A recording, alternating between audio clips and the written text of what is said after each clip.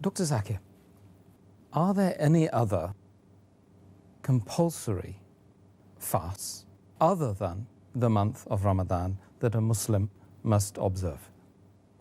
The fasts can be broadly categorized into fard fasts, that are obligatory, and the other is the tatau fast, that is the voluntary fast, or the non-obligatory fast, which InshaAllah will be dealing maybe on the episode 31. As far as the obligatory fasts are concerned, you can classify it under 4 types. The first, as we are discussing, the obligatory fast during the month of Ramadan.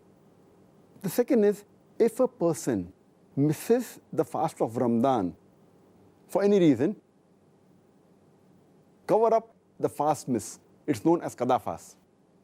The third is fasting for expiation of the sins.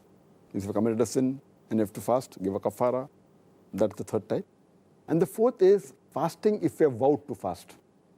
So these are basically the 4 types of fard fasting which are there in Islam.